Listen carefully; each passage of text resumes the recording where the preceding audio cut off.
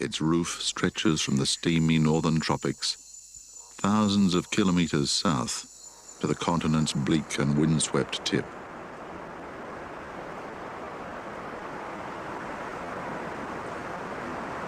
And it's here, a stone's throw from Antarctica, where our journey begins. Patagonia's chilling landscapes dominate the southern extremes of this vast continent. Snow-capped peaks rise thousands of meters, while large mammals graze in the valleys. These guanacos are wild relatives of the domesticated llama and alpaca.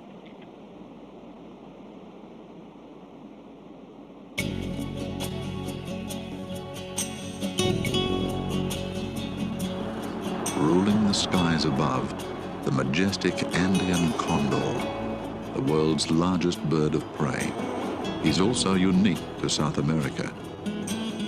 In full flight, its wingspan reaches over 3 meters. With surprising grace and the keenest eyesight in the animal kingdom, they scan the ground for carrion.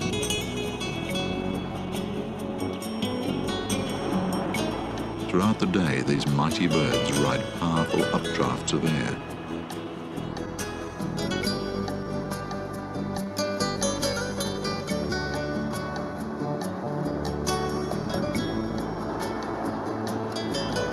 Patagonia offers 2 important features the condor needs to survive. The mountains overlook vast open spaces, the condor's source of food, and high cliffs from which to launch their enormous bulk. At the southern tip of South America, landscapes vary little. Consequently, the variety of animal life is small.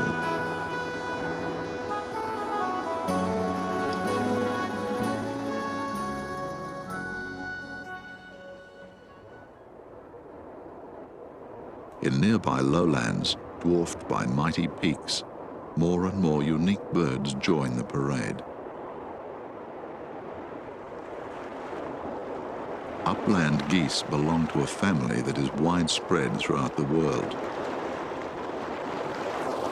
This species, however, is unique to the shores and grasslands of northern Patagonia. These are large, aggressive birds. And in the sparse and simple ecosystems of the far south, few predators bother them.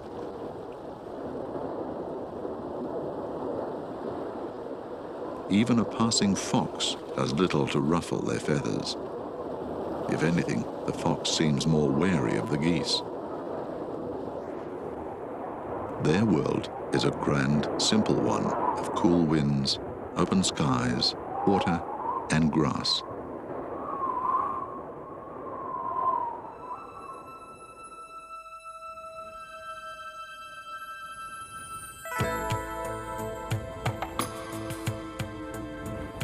Moving through central Argentina and Uruguay, grasslands stretch as far as the eye can see.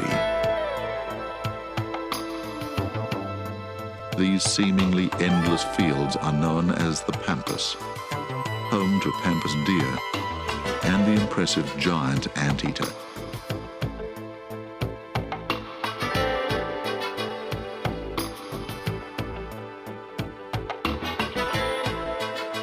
The most distinctive bird found wandering across these rolling plains is the flightless rhea. It's South America's version of the African ostrich or the Australian emu. All 3 are close relatives. For most of the year, male rheas live alone. At the start of spring, their behavior changes.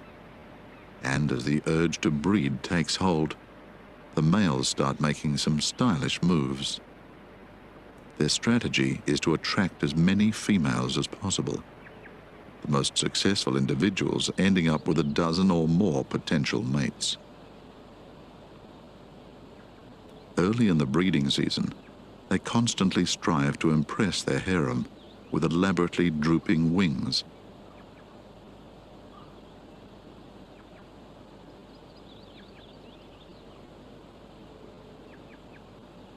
Occasionally they break off to tackle rival males.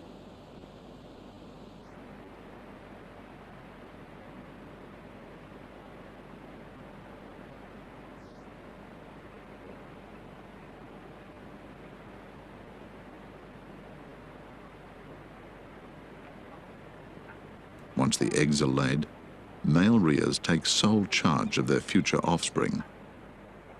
In contrast, looking after the youngsters is a team effort for the burrowing owl, another resident of this near treeless landscape.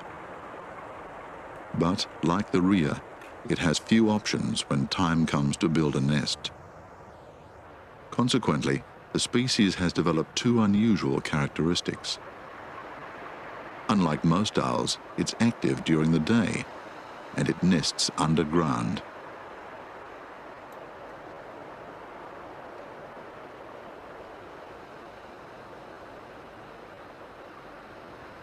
Usually, burrowing owls commandeer the disused home of some other animal, like a rodent or prairie dog.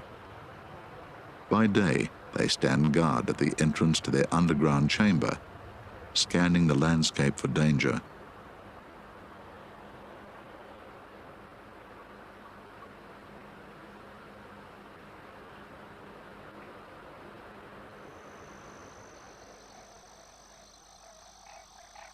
Where grass meets water, a new world emerges. Dotted throughout the Pampas and other South American habitats, there are king-sized swamps that encourage birds to gather in enormous flocks. They line the skies, cruising from the nightly roosts to daily feeding grounds. The shallow waters are choked with plants.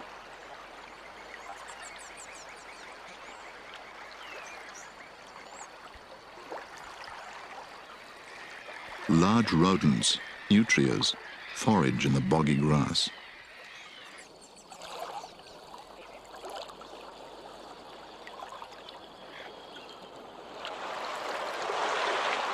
Caiman and aquatic snakes haunt the shallows.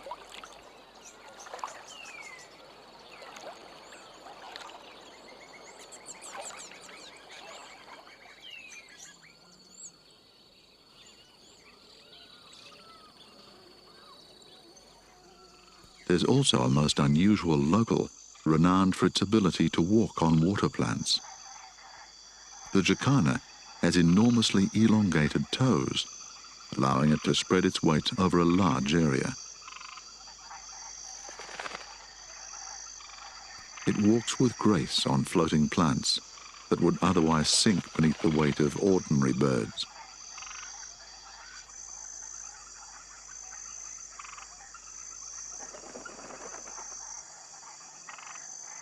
The jacana feeds on insects and other tiny creatures living among the water lilies. And its distinctive feet allow for a unique lifestyle, untroubled by competitors.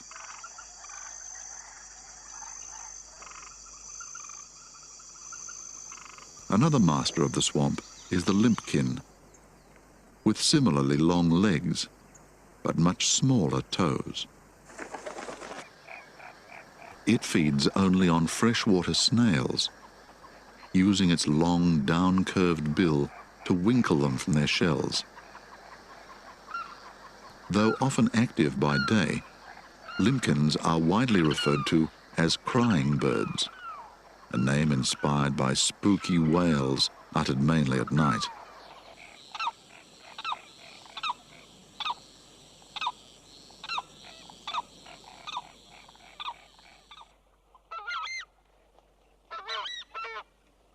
An even more bizarre marsh resident is the southern screamer, named in honor of their harsh, penetrating calls.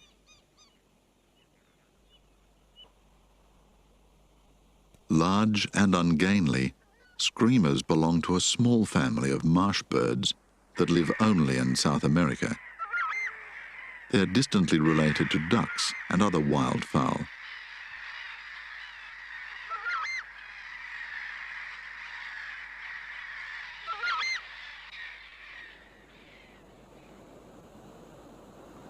Even the airspace immediately above the swamps is controlled by birds with unique characteristics, like the long-winged harrier.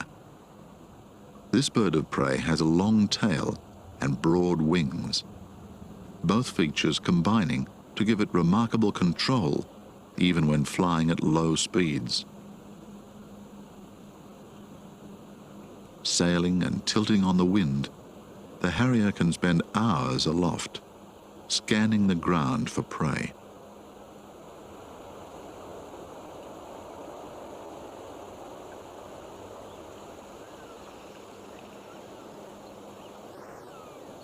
Traveling further north, the pampas grasslands eventually give way to scattered trees. Spread mainly through northern Argentina, Paraguay, and southern Brazil, woodlands are the next major stamping ground for South American birds. A new day dawns in the woodlands. It's warmer here, and rainfall is slightly more regular. The ever-increasing variety of plants in turn supports an even greater diversity of birds. As more and more animals join the fray, it becomes important for each species to set itself apart from the rest. The dawn chorus is one of numerous ways in which birds display their individuality. Triggered by the rising sun, each day the woodlands host an inspirational opera.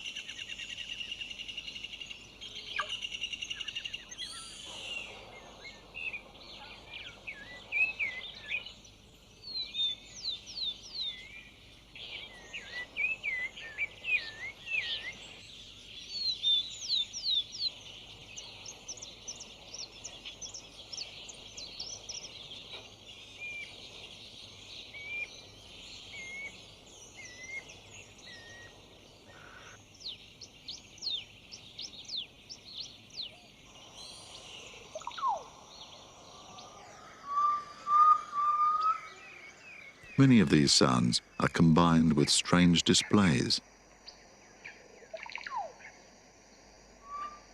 The orapendula's gurgling trills, for example, are performed in unison with a deep bowing action.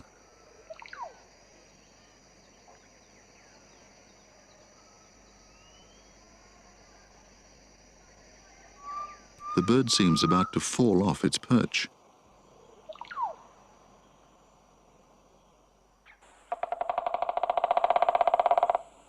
But song and dance isn't the only way to flaunt unique qualities. Like a pneumatic drill, a lineated woodpecker rapidly hammers against a tree trunk. It's his way of warning off rival males.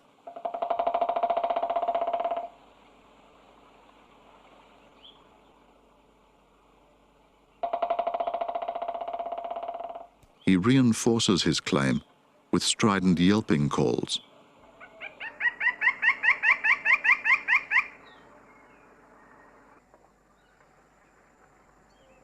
Apart from their ability to bash beaks in a way which would give most other animals a severe headache, lineated woodpeckers are also among the largest of their family. And there's another distinct advantage for having such a tough head. Woodpeckers can excavate their own homes.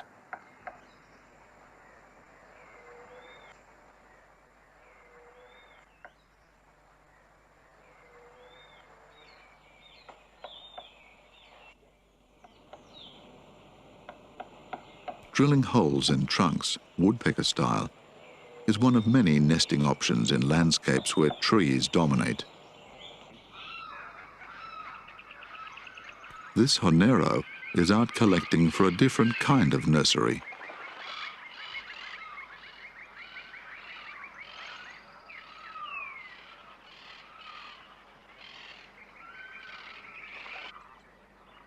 Firm branches are used as foundations for nests made from mud. Bit by bit, the mud, mixed with grass and roots, is plastered into place and left to dry. The nest takes several weeks to build, and both parents-to-be share in its construction.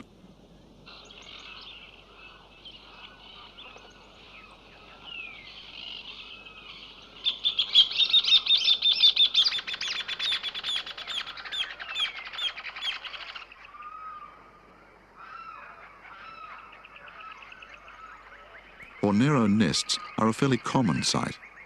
They last for months, long after the young have flown.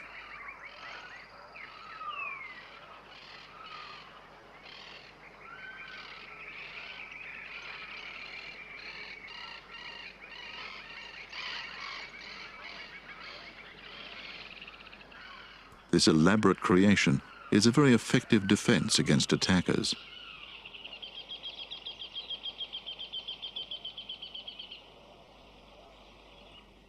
Inside, the nests are highly complex, but unfortunately there's no way of examining the inner chamber without causing damage. Also striving to build an impressive nest, this monk parakeet is out gathering sticks. It's unusual behavior for a parrot, since most members of the family nest exclusively in tree hollows.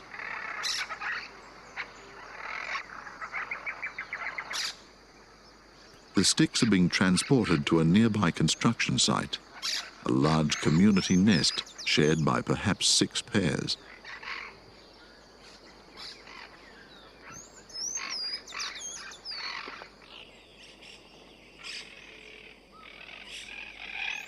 Their tangle of twigs is like a bird apartment block.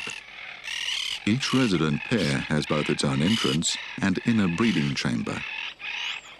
Like other parrots, the parents work together to find food for their hungry chicks.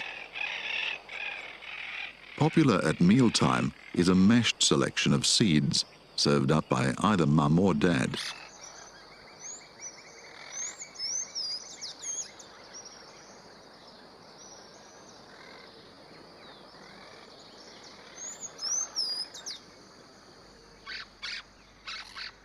Nearby, another pair of monk parakeets is behaving in an unusual fashion. They've discovered a tree hollow and chosen to call it home.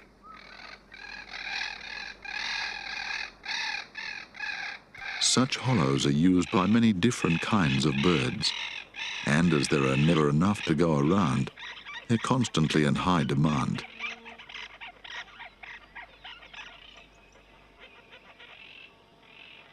The parakeets are in bitter dispute with a pair of flycatchers and are willing to defend their hollow at all costs.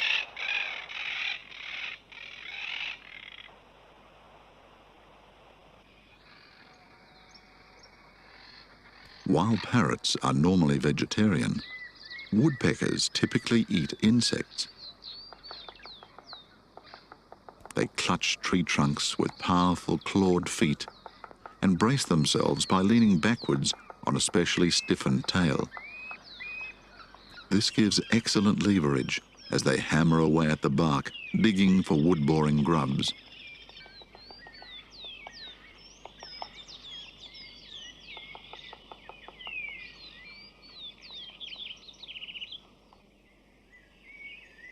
Another insect eater, the wood creeper, also searches for insects beneath bark.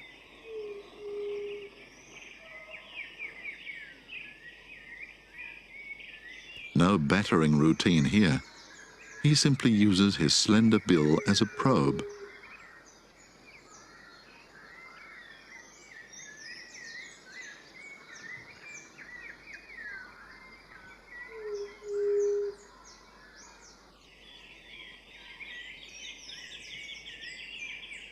If a bird's not after insects or seeds, it may be looking for nectar.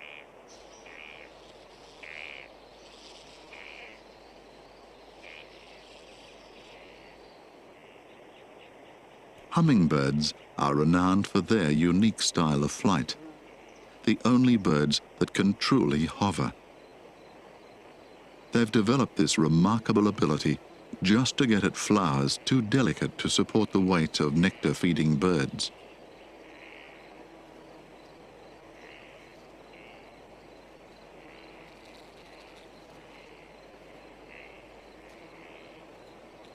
perched in mid-air, they pump nectar, using the rich stream of liquid to fuel their screaming metabolism.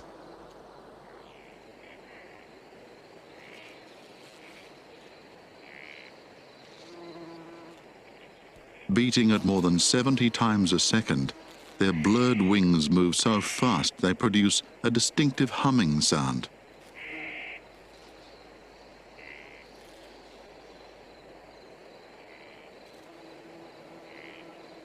Of the hundreds of different hummingbirds in South America, most are tiny. Indeed, several compete for the title of smallest of all birds. Some are only slightly larger than a bumblebee.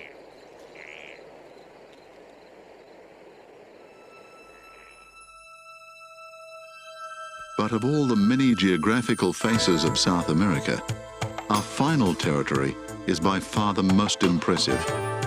The renowned rainforests of the Amazon, dominating the northern half of the continent. This is where the greatest variety of animals and plants are found.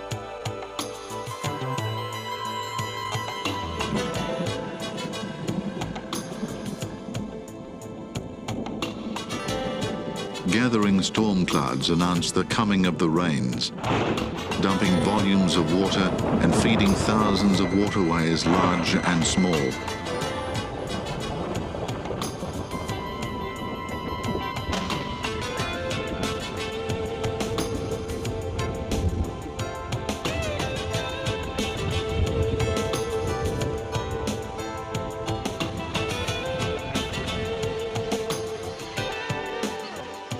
Rivers like this serve as highways for birds and other forest creatures. Threading their way through dense tropical jungles, they offer the easiest route upstream for all kinds of wildlife. Birds, beasts, and butterflies crowd the riverbanks. Capybara, the world's largest rodent, are on one side, hungry caiman on the other.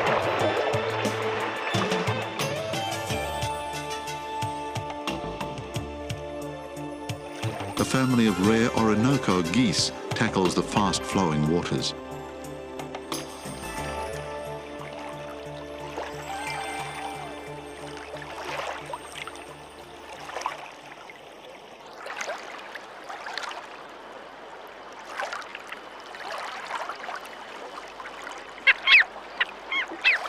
The skimmer, distantly related to gulls and terns, is one of the most agile of river birds. They gather in large flocks and loaf on river sandbanks. When disturbed, the mob takes flight.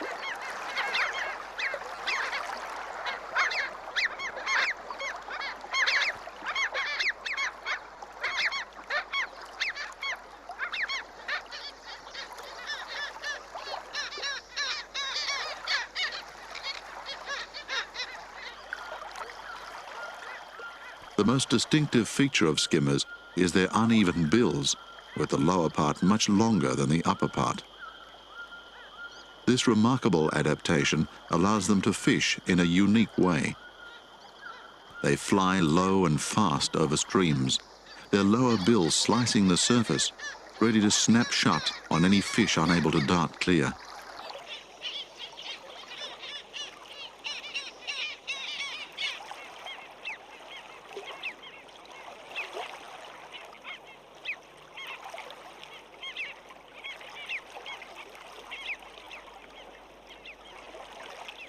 Watching the skimmers on their regular sorties are tiny sand-colored nighthawks.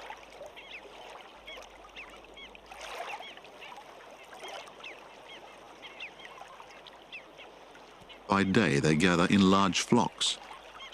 Dozing on sun-drenched river sandbanks, they're conserving energy in readiness for nighttime raids on moths, their preferred food.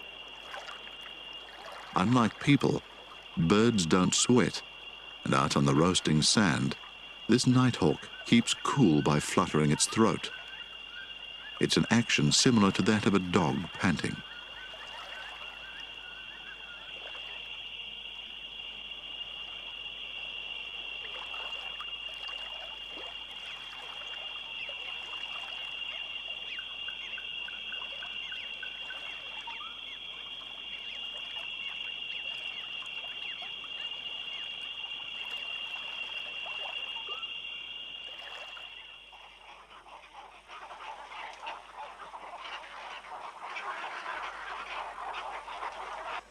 further upriver, cattle egrets live in communal roosts, relying on the principle of safety and numbers.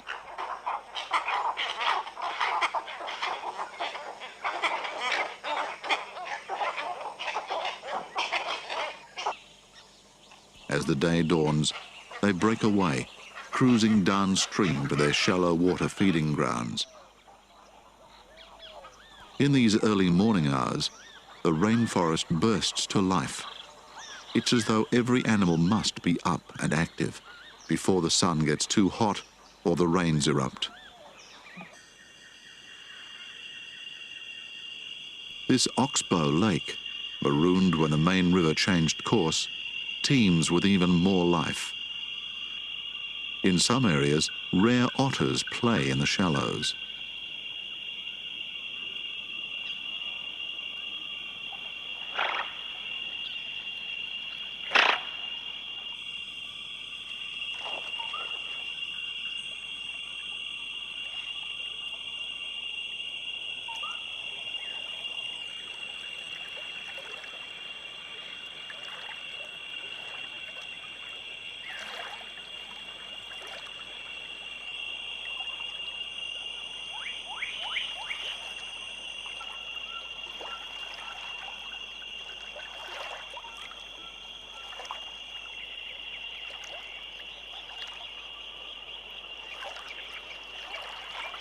At one end of the lake, yellow-rumped caciques have established a colony on an isolated stump. This can easily be defended from all directions.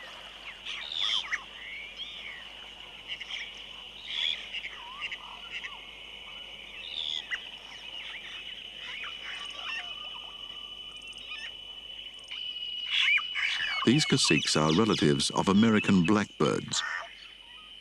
In the early hours, the males seek to impress, singing and bowing, showing off their yellow rumps and wingtips. The aim is to sound good and look great.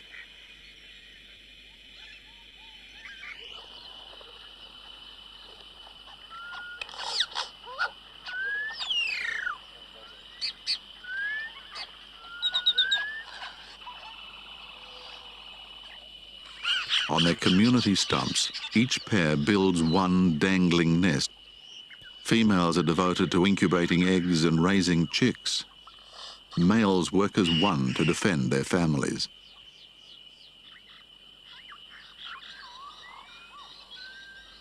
As a sneaky troupial arrives on the scene, their displays become more aggressive.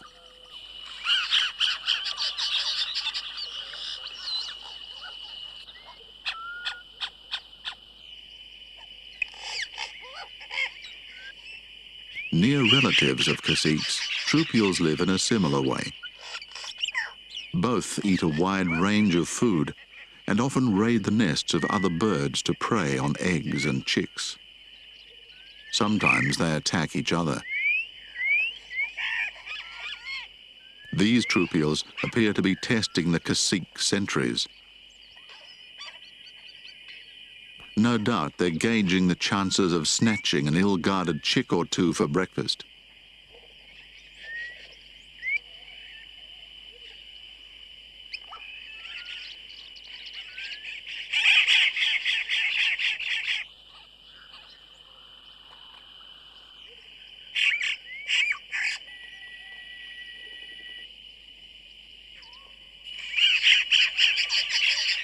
But this time, at least, it seems the defenders are in full control.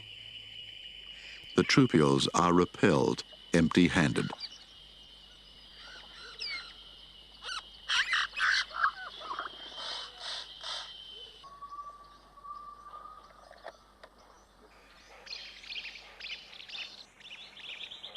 Unique to these waterside forests, hoatzins have no close relatives. Far from acrobatic, these ungainly-looking birds are clumsy flyers. The main reason why they're so cumbersome on the wing ultimately relates to food. Hoatzins are the only birds that eat only leaves, a diet which is high in bulk but lacking in nutrition. As a result, they perch quietly for most of the day.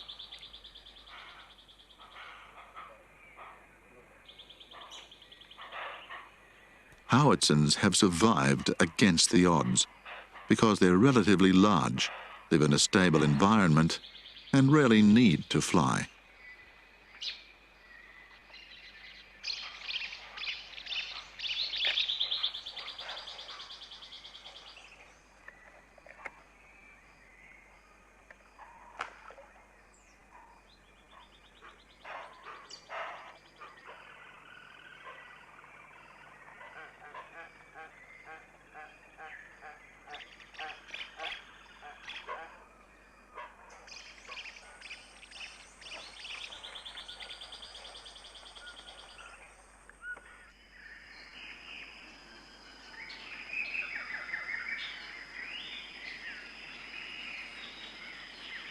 Moving deeper into the rainforest, away from major rivers, another world emerges. Here, complexity and diversity dominate.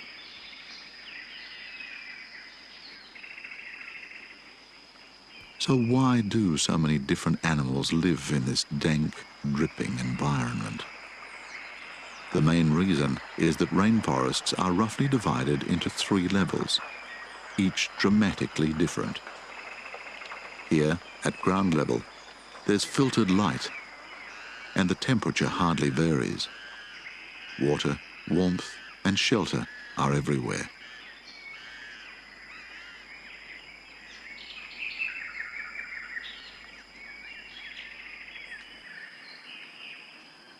A constant rain of leaves, seeds, and fruits delivers food for ground-dwelling creatures.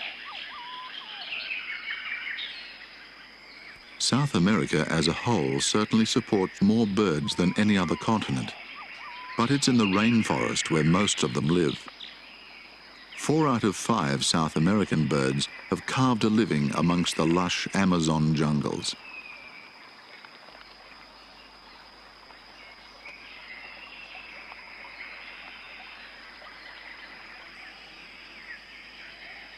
Guans feed down here, but these distant cousins of chickens are not exclusively ground dwellers.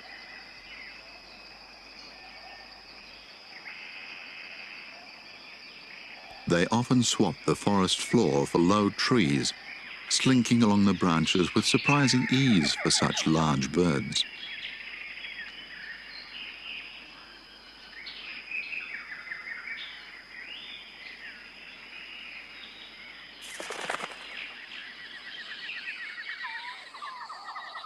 The greatest diversity of bird life occurs in the rainforest's middle level. There's more food here than on the forest floor, and it's more protected than in the canopy. Also, there are secluded places where nests can be hidden from predators.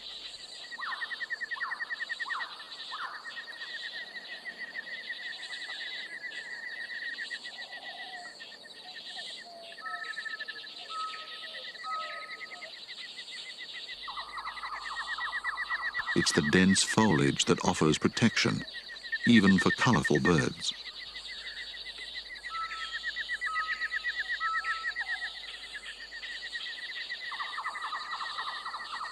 Another unique local that divides its time between lower branches and forest floor is the motmot. They nest in holes in the ground, but perch in trees.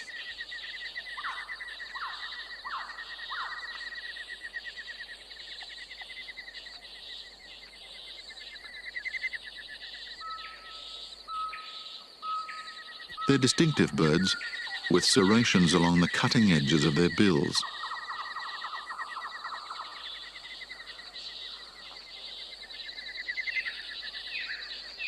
They also wag their tails from side to side, not up and down like other birds.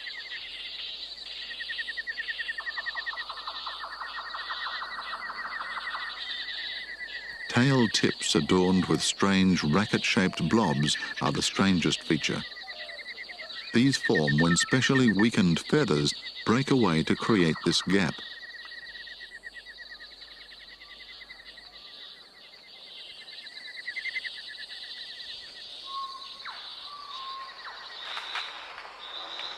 Puffbirds are unique to the Amazon. Dumpy, fat-headed little birds, they spend most of the day sitting quietly in the lower branches.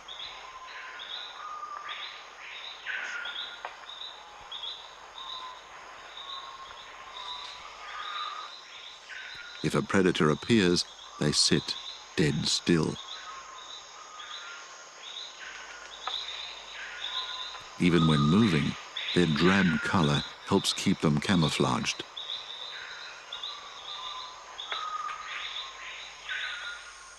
Trogons are more widespread throughout the world's rainforests. The females, like this one, are relatively drab. They feed on fruit and crawling insects, especially caterpillars.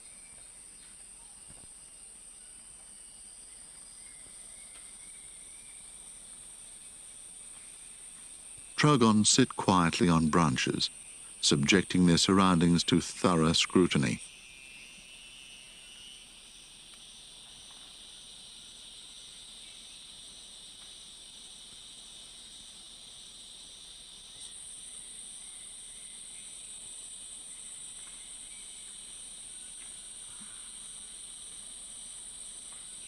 If a potential meal comes into view, they take action.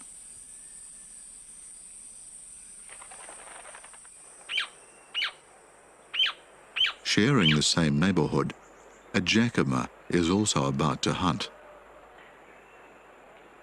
Instead of targeting insects crawling on leaves, this vivacious and colorful little bird picks its victims from mid-air.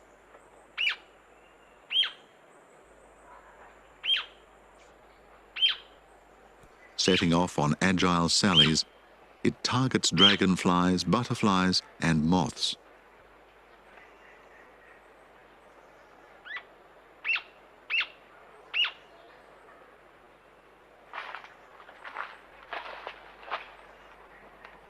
Mission successful, it returns to a branch.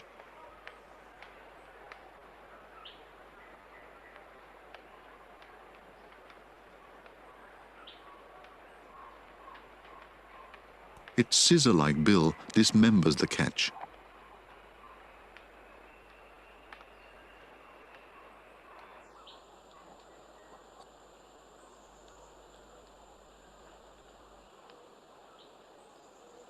And finally, the jacama swallows.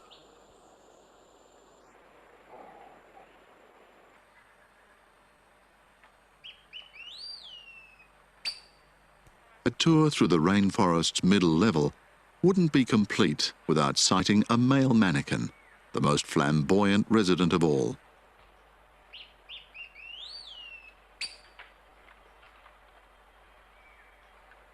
Certainly they look brilliant, but it's the incredible courtship displays that steal the show.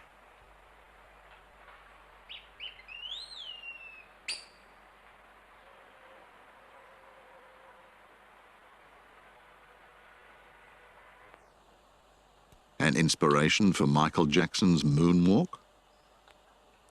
Probably not. This red-capped mannequin is simply trying to lure a mate.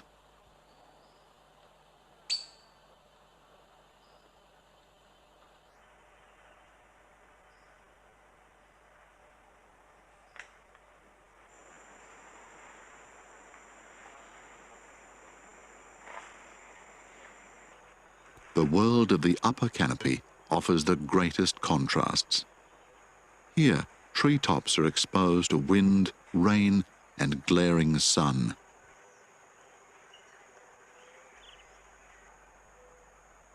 The birds are very different too.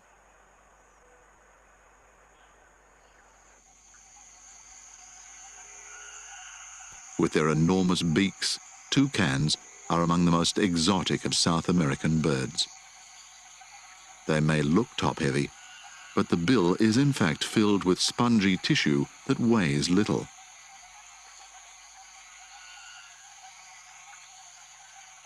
Most mysterious is how or why such a bizarre adornment evolved in the first place. This bird uses its great length to full advantage, reaching for fruit at the tips of slender twigs. The beak also acts as a kind of billboard. Each species and gender supports bills with different colors and patterns, making it easy to pick the right partner when it comes time to mate.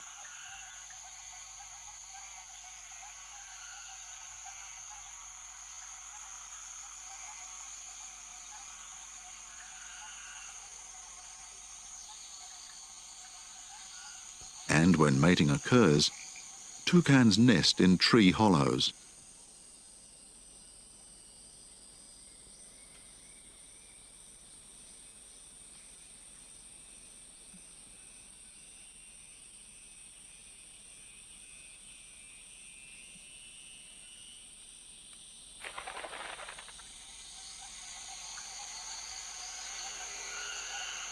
However, you can't always assume that when a toucan enters a hollow, it is simply checking on its chicks. Often they have much more sinister intentions.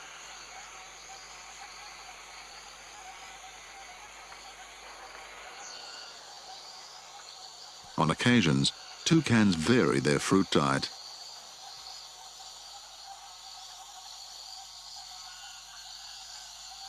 Part meat-eaters, they raid the nest of others, targeting eggs and baby birds.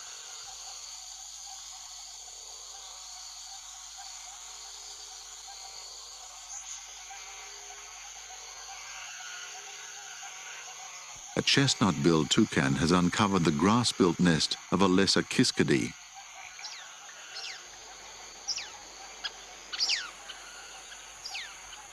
Too small to ward off such a large aggressor, the parents protest and scold.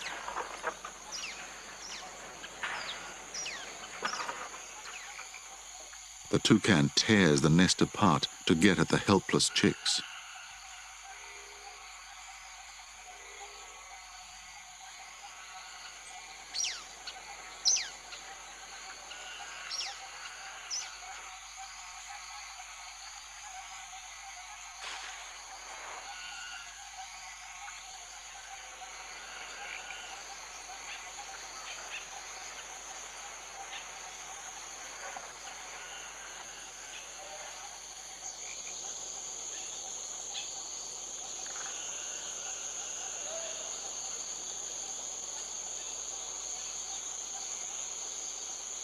Once this chick is devoured, the toucan will resume its more regular diet of fruit, for a while at least.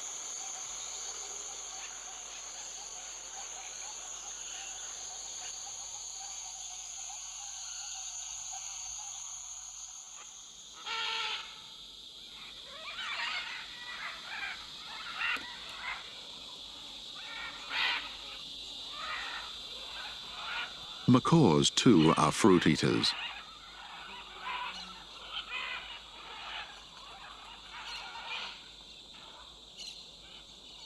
But being the most spectacular of rainforest birds and the largest of all parrots, doesn't guarantee a reliable food supply.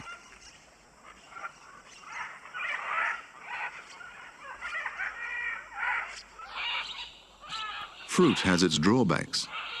Firstly, it may lack essential nutrients, which helps to explain why so many birds change their diet from time to time. The other difficulty, especially for macaws, is that it's often hard to find enough ripe fruit to go around. In certain seasons, there's likely to be a glut. At other times, parrots are forced to either search far and wide for anything fresh or accept what's nearby, whether it's ripe or not.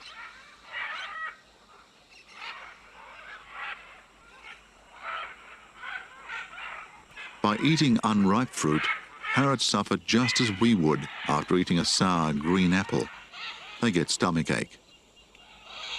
Parrots have their own unique answer to this problem. They eat clay.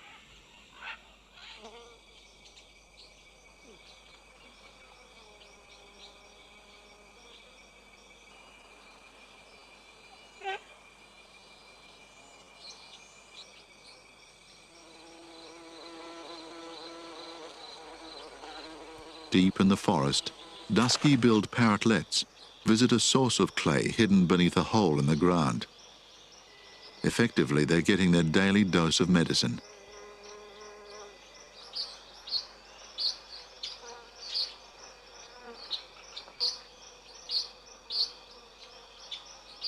There's an element of danger in this activity, for the parrotlets must fly very low, exposing themselves to enemies on the ground. They're constantly wary, moving carefully down through the branches before darting underground.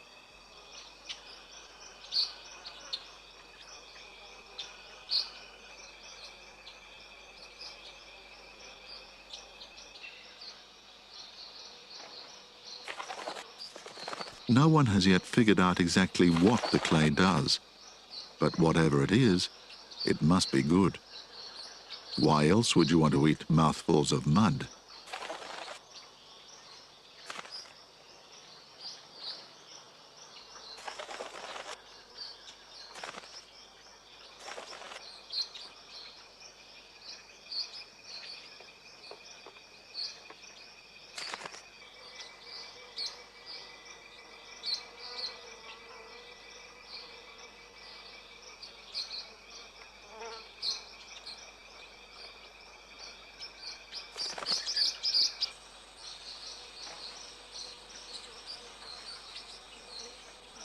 Such small secret sources don't answer the needs of all parrots. Many others take part in a much more spectacular solution.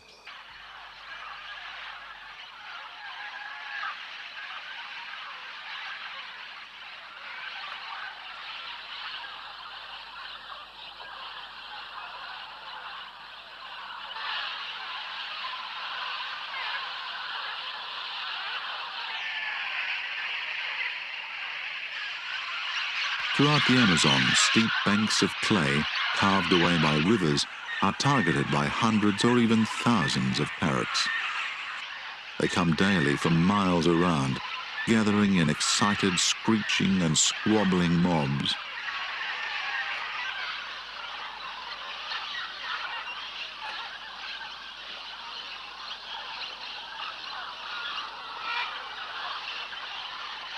At this site each morning, first to arrive are purple-headed parrots, mealy Amazons, conures, and other smaller birds. Initially they gather in the treetops. Then they move down, eventually grappling with the slippery cliff face. It's a feeding frenzy that focuses on little more than clay.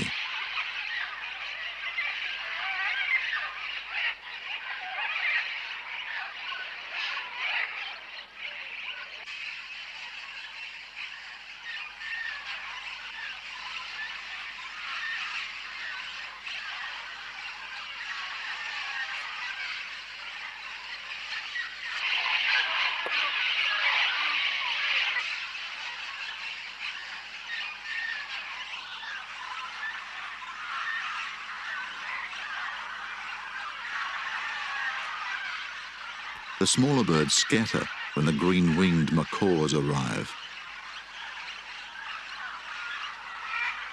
These enormous parrots climb slowly down before finally reaching the clay.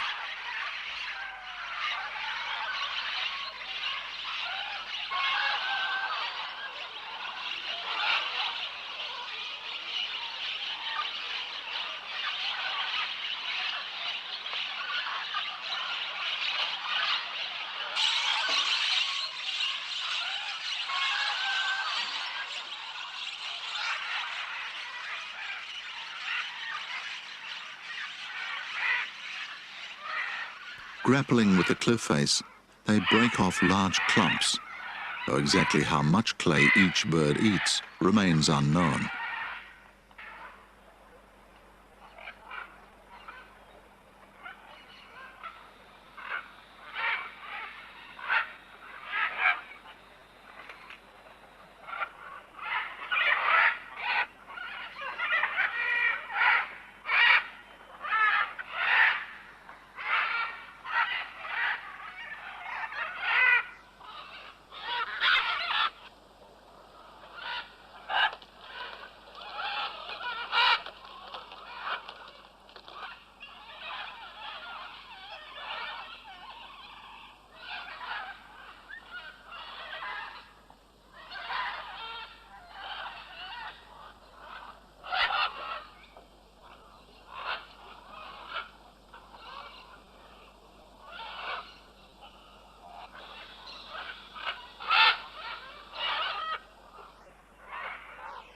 Every day, forest life is directed by intriguing rituals such as this. Many may not be quite so spectacular, but together they combine to make South America the bird capital of the world.